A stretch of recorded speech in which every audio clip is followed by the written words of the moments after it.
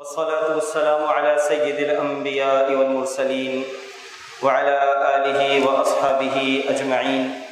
اللهم صل على محمد وعلى آل محمد وبارك وسلم. رب اشرح لي صدري ويسر لي أمري واحلل عقدة من لساني يفقهوا قولي. سورۃ الاعراف کی تلاوت شروع ہوئی اور اس میں سب سے پہلے قصہ آدم و ابلیس، اور اس سے بھی پہلے اللہ رب العالمین نے یہ بات کہی کہ فمن ثقلت موازینہ، کہ وہ لوگ جن کا نامہ اعمال ان کے سیدھے ہاتھ کے اندر دیا جائے گا، فاولئک هم المفلحون، جن کا نامہ اعمال سیدھے ہاتھ میں ہوگا در حقیقت کامیاب تو وہ لوگ ہیں. ومن خفت، فمن ثقلت موازینہ، کہ جن کا نامہ اعمال بھاری ہوگا، جنہوں نے اس دنیا کے اندر نیک اعمال کیے ہوں گے، عبادات کی ہوں گی، جنہوں نے فرما برداری کی ہوگی، وہ حقیقی کامیابی میں ہوں گے. لیکن ومن خفت موازینہ، اور جن کا نامہ اعمال ہلکا ہوگا، جن کا نامہ اعمال ہلکا ہوگا، وہ در حقیقت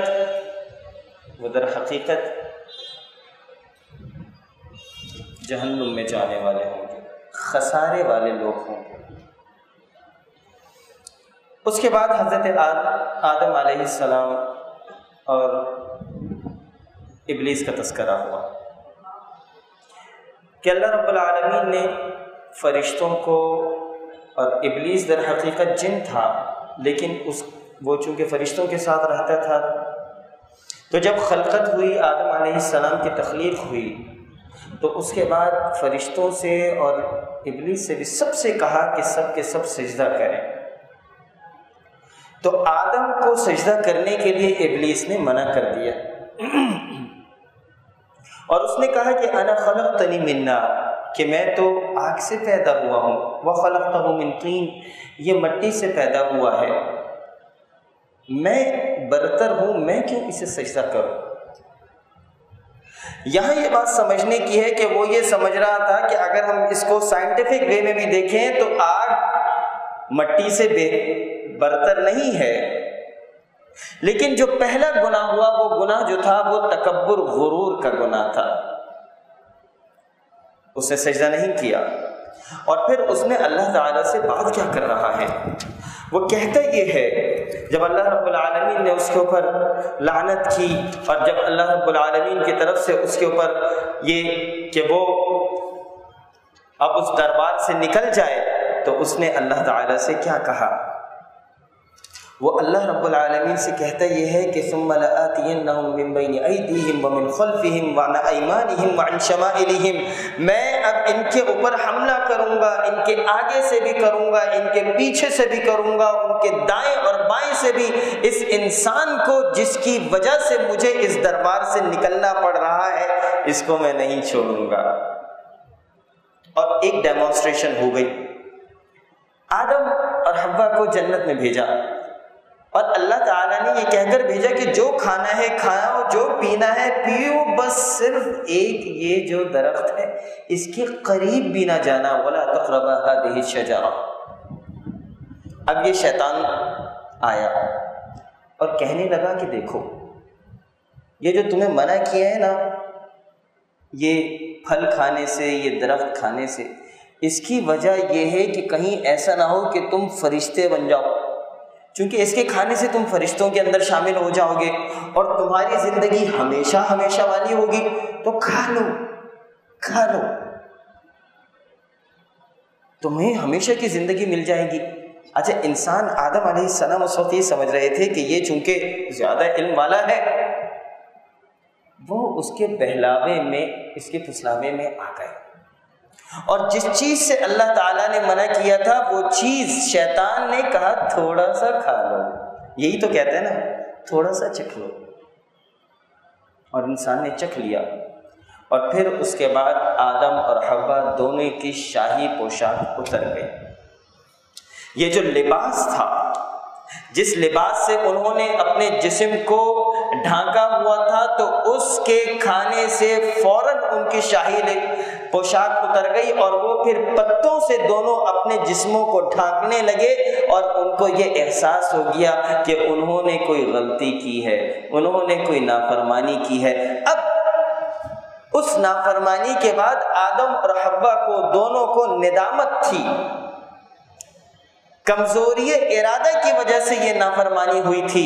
دوبارہ اللہ کی طرف پلٹے اور اللہ کی طرف پلٹے، اللہ تعالیٰ سے توبہ کی۔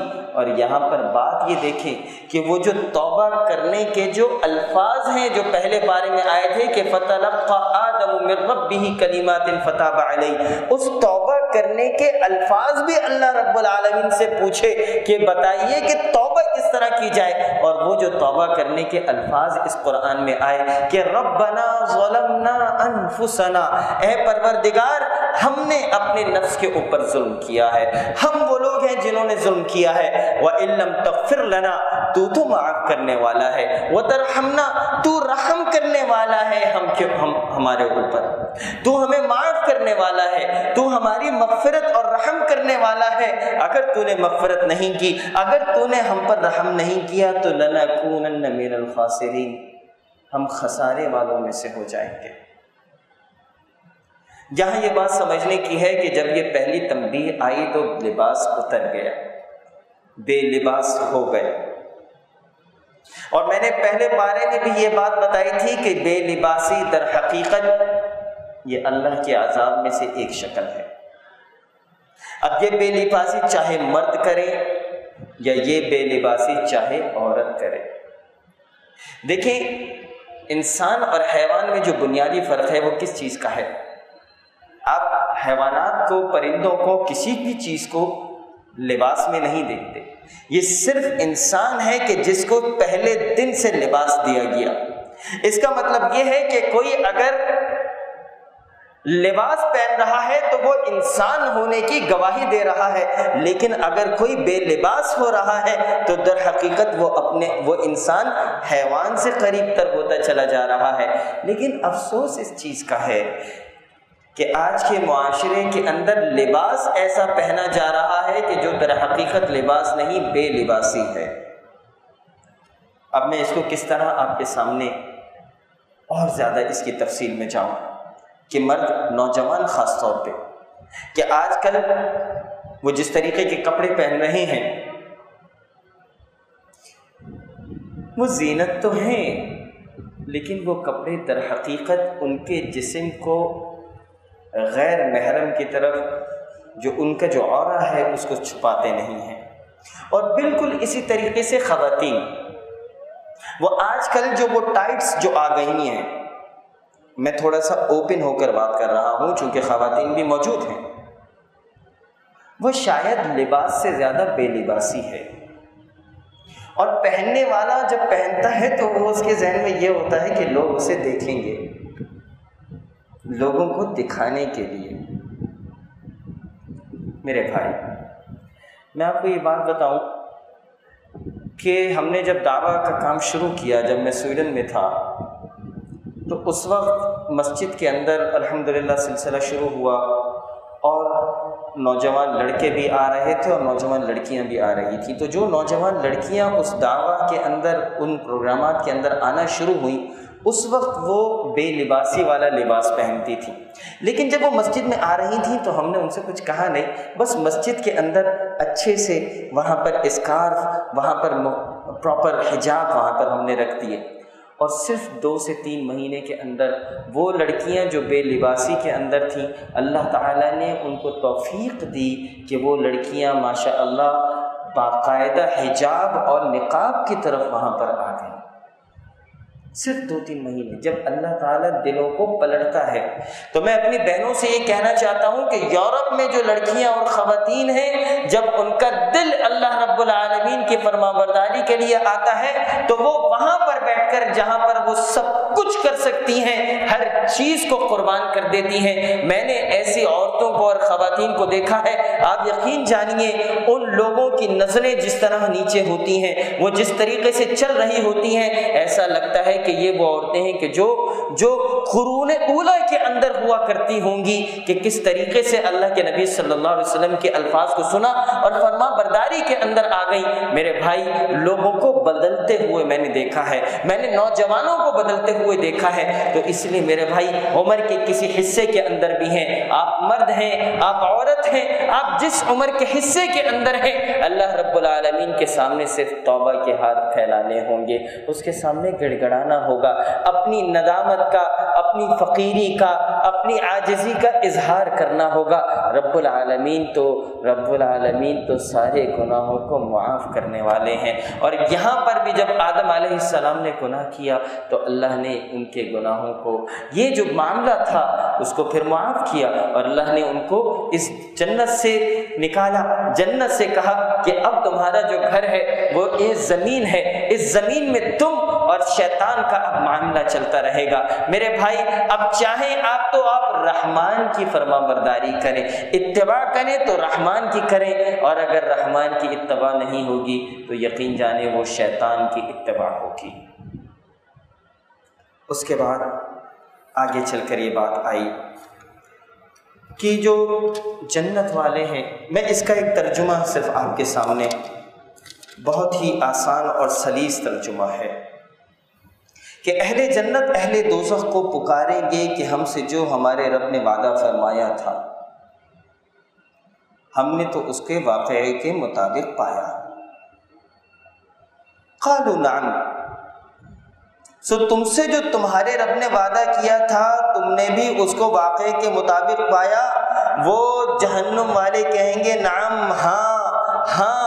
وہ پھر ایک پکارنے والا دونوں کے درمیان میں پکارے گا کہ اللہ کی مار ہو ان ظالموں پر، ان اصحاب النار کے اوپر۔ ان کو دنیا میں بتایا گیا تھا، دنیا میں راہ ہدایت دکھائی گئی تھی، اس کے بعد جو اللہ کی راہ سے اعراض کرتے تھے اور اس میں کجی تلاش کرتے تھے وہ لوگ آخرت کے بھی منکر تھے، اور ان دونوں کے درمیان میں ایک آڑ ہوگی، اصحاب الجنہ اور اصحاب النار کے درمیان میں، وہ ہے اعراف، اور ان دونوں کے درمیان میں ایک آڑ ہوگی، اور اعراف کے اوپر بہت سے آدمی ہوں گے، وہ لوگ ہر ایک کو ان کے قیافے سے پہچانیں گے، یعنی جو ان کا جو بات ظاہر ہے اس سے وہ پہچانیں گے کہ کس طریقے سے وہ جنت دنیا کے اندر تھے، اور اہل جنت کو پکار کر کہیں گے السلام علیکم۔ ابھی یہ اہل اعراف جنت میں داخل نہیں ہوئے، یہ جنت اور دوزخ کے درمیان میں جو جگہ ہے اہل اعراف وہاں پر ہوں گے۔ اہل اعراف جنت والوں سے پکاریں گے اور وہ ان کو دیکھیں گے، ان کو السلام علیکم کہیں گے، اور جب ان اہل الاعراف کی نگاہیں دوزخ والوں کی طرف جائیں گی تو جب ان کی نگاہیں اہل دوزخ کی طرف پھیریں گے تو کہیں گے اے ہمارے رب، ہم کو ان ظالم لوگوں کے ساتھ شامل نہ کرنا۔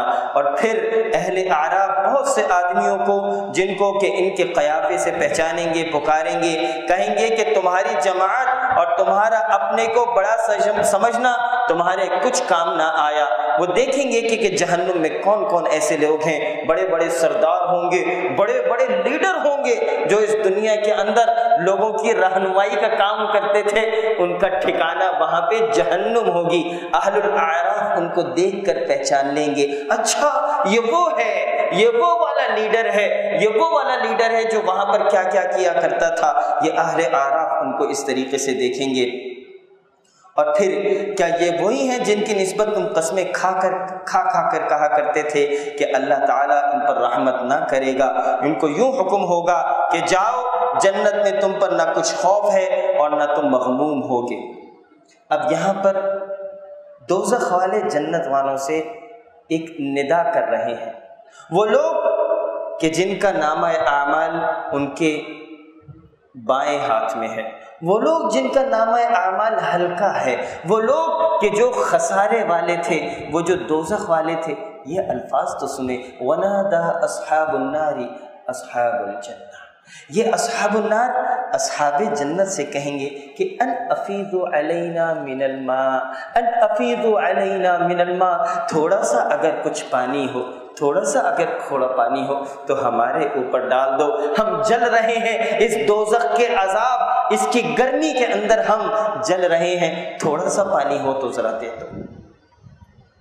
یہ جو پچھلے 2-3 دن گزرے ہیں اب ہر کوئی وہ اسپرے والا بوتل اپنے ساتھ رکھتا ہے کہ گرمی کے اندر اسپرے کرے، تھوڑا سا پانی لگا لے اپنے جسم پر، تھوڑا سا نہا لے تاکہ گرمی کا اثر ختم ہو جائے۔ ذرا اس چیز کا اندازہ لگائیں کہ وہ دوزخ کی گرمی کیا ہوگی، اور یہ دوزخی جنتیوں سے کہیں گے کہ تھوڑا سا پانی تو دے دو، ان افیدوا علینا من الماء او مما رزقکم اللہ، اور تھوڑا سا اگر کچھ کھانے کو ہو، وہ رزق جو تمہیں اللہ نے دیا ہے تھوڑا سا اگر مل سکے ہمیں تو کچھ دے دو۔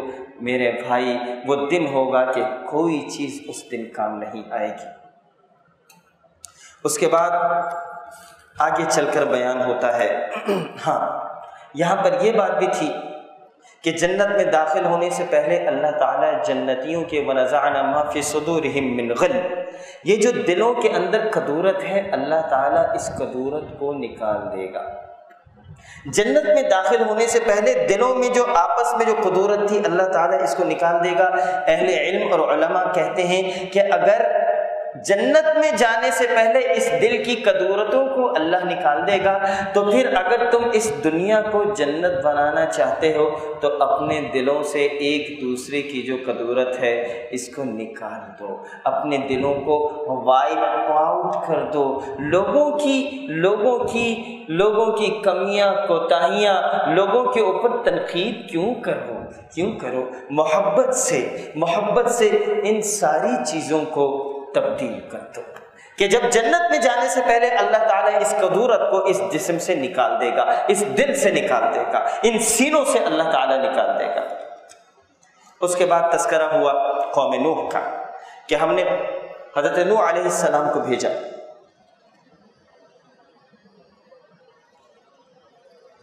ان کی قوم کی طرف، لیکن وہ قوم ان کے اوپر ایمان لے کر نہیں آئی، اللہ کی طرف فرمانبرداری کی طرف نہیں آئی، ہم نے ان کے اوپر عذاب نازل کیا۔ دوسری بات، قوم عاد کے اوپر ہم نے حضرت ہود علیہ السلام کو بھیجا، انہوں نے ان کو ڈرایا، اللہ کی طرف ان کو بلایا اور کہا کہ دیکھو میں تو صرف نصیحت کرنے کے لیے آیا ہوں، اللہ کا بندہ ہوں، یا قوم اعبدوا اللہ، میں اللہ کا بندہ ہوں، وَأَنَا لَكُمْ نَاصِحٌ أَمِينٌ، میں تو صرف نصیحت کرنے کے لیے آیا ہوں، میں تو صرف امانت دار ہوں، اللہ کی طرف آ جاؤ۔ حضرت نوح علیہ السلام نے 950 سال دعوت کا کام کیا، لوگ نہیں آئے، اللہ تعالیٰ نے ان کی قوم کے اوپر عذاب نازل کیا۔ قوم عاد کے اوپر حضرت ہود علیہ السلام آئے، انہوں نے لوگوں کو بلایا، قوم عاد نے ان کو جھٹلایا، اللہ کا عذاب ان کے اوپر نازل ہوا۔ قوم سمود، ان کے اوپر حضرت صالح علیہ السلام کو بھیجا، حضرت صالح علیہ السلام کے ساتھ نشانیوں کو بھی بھیجا۔ اور قوم سمود کیا تھی؟ وہ اپنے پہاڑوں میں گھر بناتے تھے، بڑے بڑے عالی شان محل تعمیر کرتے تھے۔ جب انہوں نے جھٹلایا تو اللہ تعالیٰ نے ان کے اوپر اپنا عذاب نازل کر دیا۔ قوم لوط، جو انہوں نے بدفعلی شروع کی، جب انہوں نے بدفعلی شروع کی، اللہ رب العالمین نے حضرت لوط علیہ السلام کو ان کے پاس بھیجا۔ یہ بدفعلی جو مردوں سے بدفعلی تھی، اس سے پہلے زندگی دنیا کے اندر یہ کام نہیں ہوا تھا، اسی لیے آج بھی اس عمل کو عمل قوم لوط کہا جاتا ہے۔ جب اس وقت یہ کام ہوا، اللہ تعالیٰ کی طرف سے حضرت لوط علیہ السلام نے سب کو بلایا، کہا کہ اس کام کو چھوڑ دو، اس کام سے دور ہو جاؤ، لیکن وہ قوم نہیں چھوڑتی تھی، اللہ کا عذاب ان کے اوپر نازل ہوا۔ قوم شعیب آئی، حضرت شعیب علیہ السلام کو بھیجا گیا اس مدین کے اوپر۔ مدین میں قوم شعیب رہتی تھی اور کرتے کیا تھے؟ ناپ تول میں کمی کیا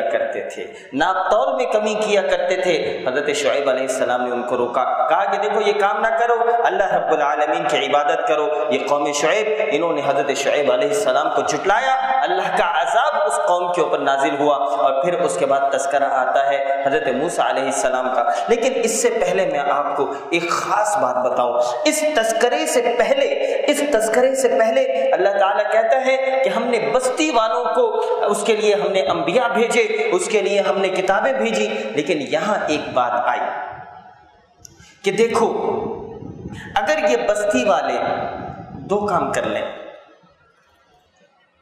تو ان کے اوپر آسمانوں اور زمین کی برکت کے دروازے کھل جائیں گے۔ وہ دو کام کون سے؟ اللہ نے قرآن میں کہا کہ وَلَوْ أَنَّ أَهْلَ الْقُرَىٰ، اگر یہ بستی کے لوگ کیا کریں؟ آمنوا واتقوا، دو کام کر لیں، ایمان لے کر آ جائیں اور تقوی کی روش اختیار کریں۔ صرف یہ 2 کام ہیں، ہمیں صرف 2 چیزیں چاہیے تم سے، تم ایمان لے کر آ جاؤ اور تقوی کی روش اختیار کرو۔ اللہ فرماتے ہیں کہ لَفَتَحْنَا عَلَيْهِمْ بَرَكَاتٍ مِّنَ السَّمَاءِ وَالْأَرْضِ، اللہ تعالیٰ آسمانوں اور زمین کی برکتوں کے دروازے کھول دیں گے۔ 2 چیزیں۔ آج ہم پر اگر برکتوں کے دروازے نہیں کھلے تو یہ 2 چیزیں آج ناپید ہیں کہ ایمان والی زندگی نہیں ہے، اللہ کا تقوی نہیں ہے۔ 2 چیزیں۔ عدی بن حاتم اللہ کے نبی صلی اللہ علیہ وسلم کے پاس آیا اور کہنے لگا کہ اے محمد، اگر ہم اسلام قبول کر لیں، وہ سردار تھا، اگر ہم اسلام قبول کر لیں تو ہمیں کیا ہوگا؟ اللہ کے نبی نے کہا کہ لَتَفْتَحْنَ كُنُوزَ کسریٰ، تم کسریٰ کے خزانے کھولو گے۔ اور اللہ کے نبی نے کہا کہ اگر اللہ نے تمہیں لمبی زندگی دی تو تم وہ وقت بھی دیکھو گے کہ جب لوگوں کے ہاتھوں میں زکوٰۃ اور صدقات ہوں گے، لوگوں کے ہاتھوں میں سونا اور چاندی ہوگا اور کوئی وہ زکوٰۃ اور صدقات لینے والا نہیں ہوگا۔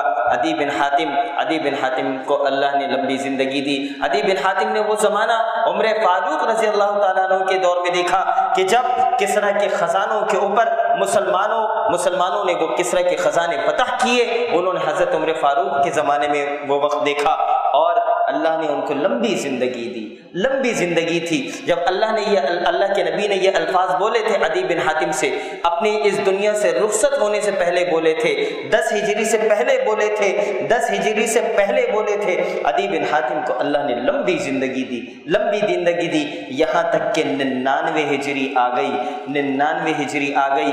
اور پھر وقت کا خلیفہ کون تھا؟ آپ کو میں بتاتا ہوں۔ پہلے حضرت ابوبکر، حضرت عمر، حضرت عثمان، حضرت علی، یہ 4 خلیفہ 40 ہجری تک تھے۔ اس کے بعد حضرت امیر معاویہ رضی اللہ تعالیٰ عنہ، پھر یزید، پھر معاویہ ابن یزید، پھر حشام، پھر مروان، پھر عبد الملک بن ولید بن عبد الملک، پھر سلیمان بن عبد الملک، اور 99 ہجری ہوئی اور پھر عمر ابن عبد العزیز رحمہ اللہ وہ خلیفہ بنے۔ جب وہ خلیفہ بنے، عدی بن حاتم زندہ تھا، اس نے اپنی آنکھوں سے دیکھا کہ عمر ابن عبد العزیز کے زمانے میں لوگ اپنے گھروں سے زکوٰۃ اور صدقات لے کر نکلتے تھے اور پوری امت مسلمہ کے اندر کوئی زکوٰۃ اور صدقہ لینے والا نہیں تھا۔ وَلَوْ أَنَّ أَهْلَ الْقُرَىٰ آمَنُوا وَاتَّقَوْا، 2 چیزیں۔ دیکھو یہ دین تمہیں اس لیے نہیں آیا کہ یہ دین تمہیں نکبت کی طرف اور بدحالی کی طرف لے جائے، یہ دین اس لیے آیا ہے کہ تمہیں غالب کرتے۔ اور ہمارے ہاں تو اب پچھلے 150-200 سال سے یہ گولی دی جاتی ہے، یہ تھپکی دی جاتی ہے کہ دین اختیار کرو گے تو بدحال ہو جاؤ گے۔ ارے بھائی، دین کے اختیار کرنے سے بدحالی نہیں، دین کے اختیار کرنے سے خوشحالی ہے اور برکتیں ہیں آسمانوں اور زمین کی۔ اس کے بعد حضرت موسیٰ علیہ السلام کا تذکرہ آیا۔ حضرت موسیٰ علیہ السلام نے فرعون سے مکالمہ کیا، اچھا اگر تم کچھ ہو تو معجزہ دکھاؤ۔ حضرت موسیٰ علیہ السلام نے اپنا عصا دکھایا، اپنا ہاتھ، روشن ہاتھ دکھایا، اور پھر فرعون نے کہا کہ یہ تو کوئی جادو ہے۔ اس کے سرداروں نے کہا یہ جادو ہے، کوئی بہت بڑا میلہ لگایا جائے جس میں سارے جہاں سے، ساری طرف سے، چاروں اطراف سے ان جادوگروں کو بلایا جائے، اور موسیٰ چونکہ جادوگر ہیں ان کا مقابلہ جادو کے اندر ہوگا۔ چاروں طرف سے جادوگر آ گئے۔ اب جب سارے جادوگر آ گئے، جادوگروں کے آنے کے بعد ان جادوگروں نے حضرت موسیٰ سے پوچھا کہ آپ اپنا عمل پہلے کریں گے یا ہم اپنا عمل پہلے کریں؟ یہ انہوں نے آفر دی حضرت موسیٰ کو، تو انہوں نے حضرت موسیٰ نے ان کی آفر ان کے اوپر دی کہ تم اپنا عمل پہلے کرو۔ انہوں نے اپنے سانپوں کو چھوڑا۔ اس کے بعد حضرت موسیٰ علیہ السلام نے اپنا عصا جب وہاں پہ پھینکا تو وہ عصا اژدہا بن گیا، اور اس اژدہے نے سارے کے سارے جو ان کے جادوگروں کے سانپ تھے ان سانپوں کو ختم کر دیا۔ جب ان جادوگروں نے دیکھا کہ یہ عصا در حقیقت کوئی جادو نہیں ہے، در حقیقت موسیٰ علیہ السلام اللہ کے پیغمبر ہیں، اللہ کے نبی ہیں، اور اس چیز کو دیکھنے کے بعد سارے کے سارے جادوگر حضرت موسیٰ علیہ السلام کے رب کے سامنے سجدہ ریز ہو گئے۔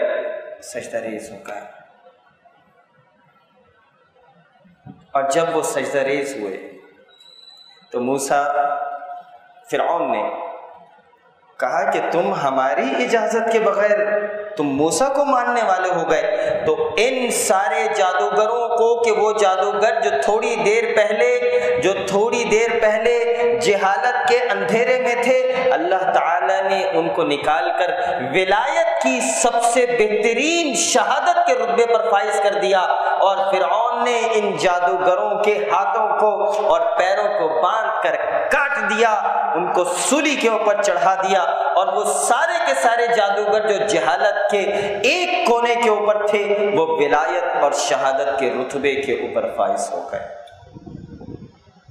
تھوڑی سی دیر کے اندر۔ اسی لیے یہ اللہ رب العالمین کسی کو اگر ولایت کے رتبے کے اوپر اپنی محبت کے رتبے پر پہنچانا چاہتا ہے تو اس پہ دیر نہیں ہوتی۔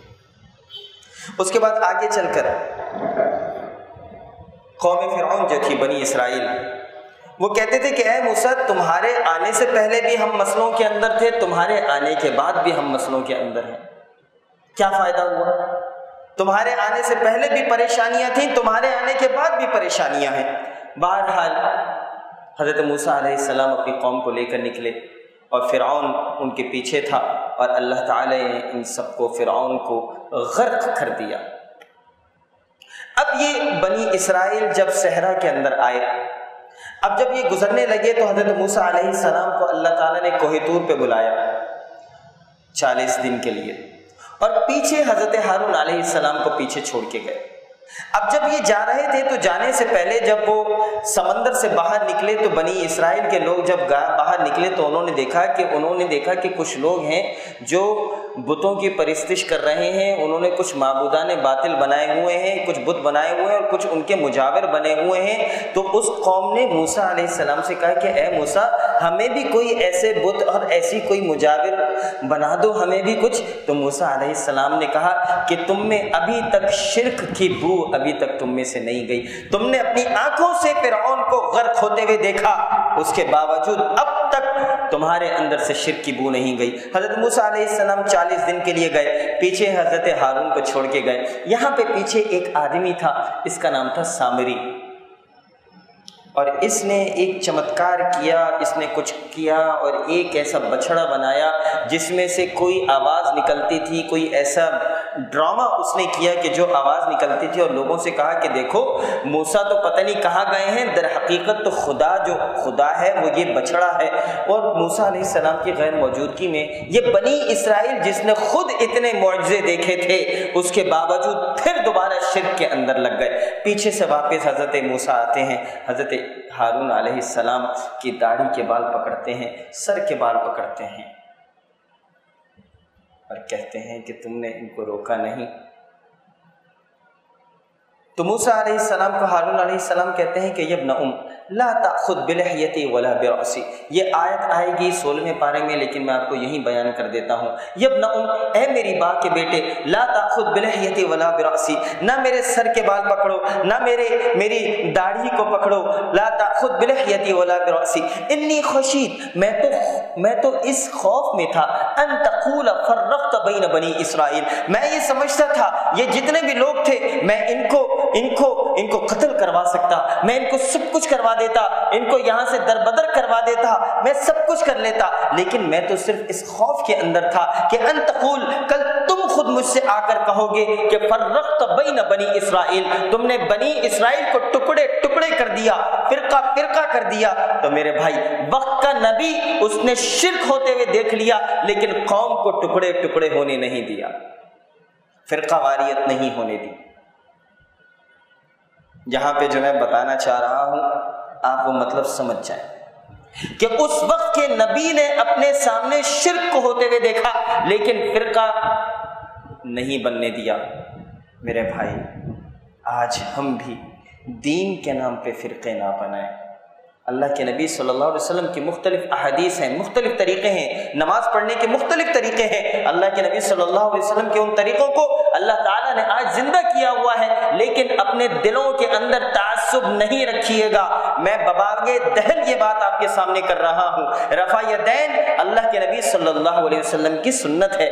ہمارے یہاں مسئلہ یہ ہے کہ ہم فقہ حنفی کے احباب جب اس چیز کو دیکھتے ہیں کہتے ہیں کہ نہیں نہیں نہیں نہیں، یہ رفع یدین والے تو غیر مقلد ہیں، فلاں ہیں فلاں ہیں، ان کے پیچھے نماز نہیں ہے۔ میرے بھائی، آج اگر یہاں پر امام شافعی آ جائیں تو کون ایسا امتی ہوگا اللہ کے نبی کا؟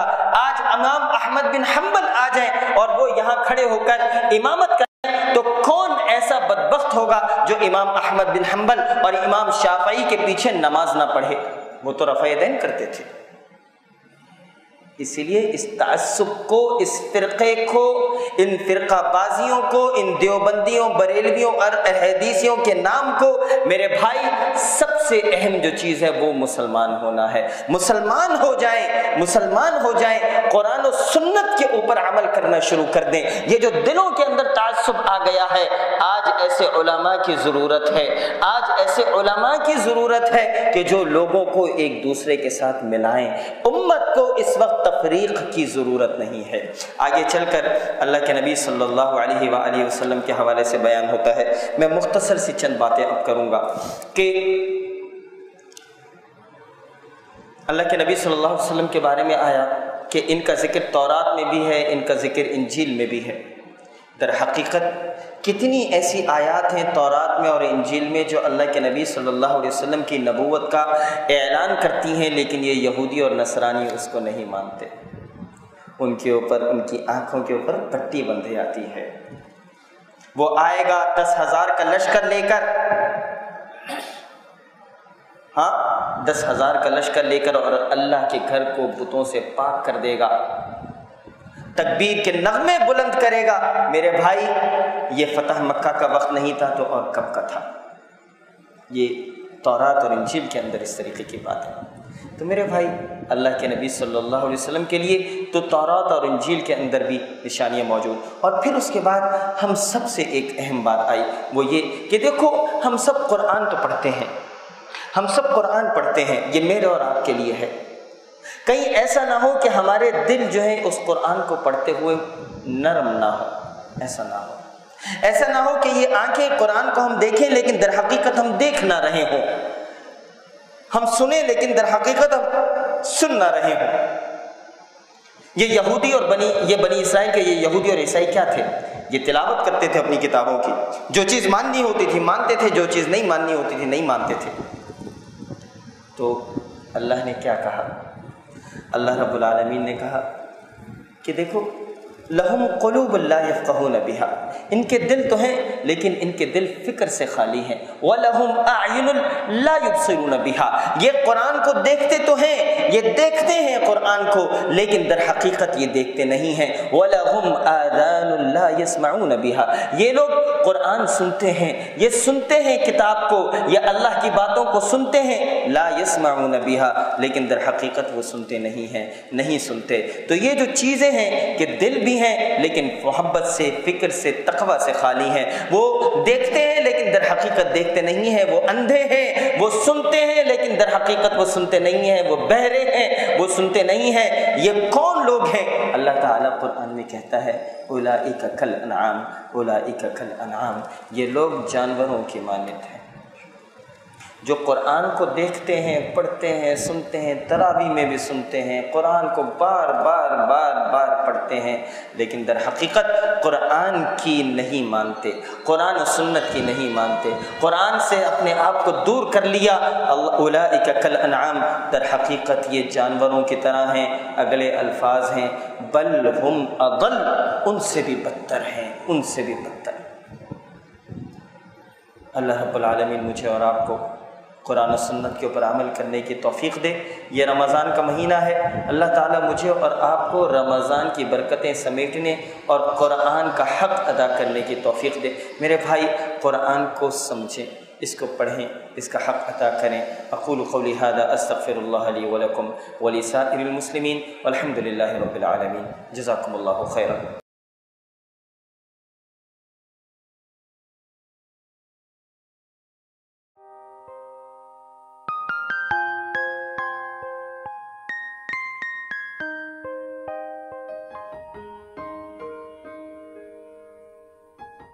Thank you for watching. You can follow us on given links and subscribe our channel for more information. The Redolent. We are your promotional bridge.